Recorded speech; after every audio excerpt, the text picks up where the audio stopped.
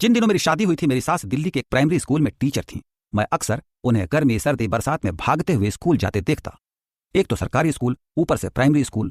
मैं बहुत बार सोचता था कि एक प्राइमरी स्कूल में अगर टीचर समय पर ना भी पहुंचे तो कौन सा तूफान आ जाने वाला है।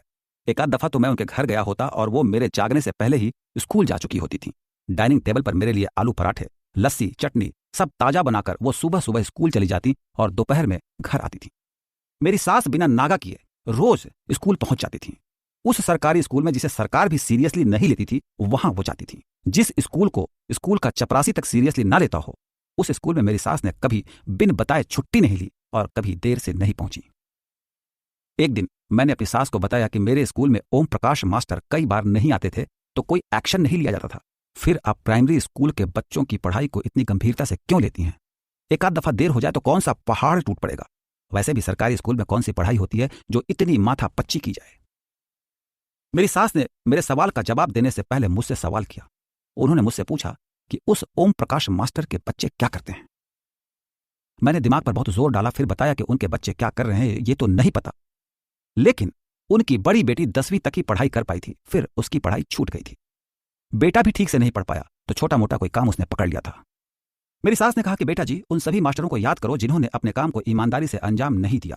मेरा मतलब पढ़ाने में कोताही बरती, बच्चों को पढ़ाने की जगह स्वेटर बुनने या घर के काम कराने में समय खर्च किया या ट्यूशन आदि पर अधिक ध्यान दिया। मैंने फिर दिमाग पर जोर डाला।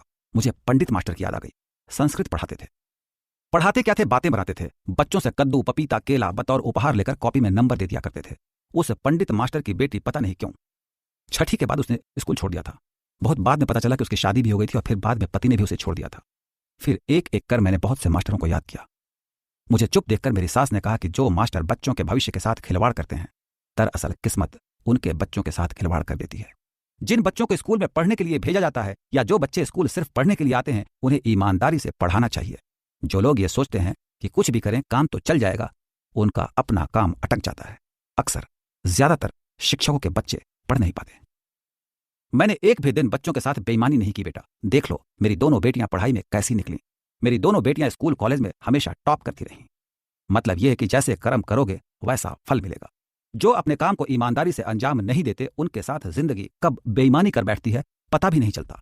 पता नहीं कहां कहां से ठंड में, गर्मी में, बरसात में बच्चे स्कूल में पढ़ने के लिए आते हैं, ज्ञान प्राप्त करने के लिए आते हैं, माँ बाप की मुराद पूरी करने के लिए आते हैं। उनके अनजान भविष्य से कभी खिलवाड़ नहीं करना चाहिए। मैं चुप था। मेरी सास कह रही थी कि जो हमें अपने लिए नहीं पसंद, उसे हमें दूसरों के साथ नहीं करना चाहिए। वो कह रही थी कि काम वही सफल होता है जो पवित्र भाव से, संपूर्ण मनोयोग से किया जाता है। मैं स्कूल समय पर जाती हूं बेटा, ताकि जो पैसा घर आए वो तन और मन दोनों को लगे। वो कह रही थी कि आपके पिताजी ने भी तो यही सिखाया था ना आपको कि पैसा कितना कमाया, उससे ज्यादा महत्वपूर्ण ये है कि पैसा कैसे कमाया। तो मैं भी जितनी भी सैलरी मिलती है वो ईमानदारी और मेहनत की सैलरी होनी चाहिए। छोटे बच्चों को धोखा देकर लाया गया पैसा भला किसे फलेगा? वो कह रही थी वैसे तो सभी कामों में आदमी को ईमानदार होना चाहिए, लेकिन पढ़ाने के काम में तो पक्के तौर पर। आखिर ये देश के भविष्य का सवाल है। जो शिक्षक अपने काम में बेईमानी करते हैं उन्हें तो भगवान भी माफ नहीं करता। मैं चुप था, सोच रहा था कि सचमुच अगर सारे शिक्षक ऐसा सोचते तो हम कुछ और होते।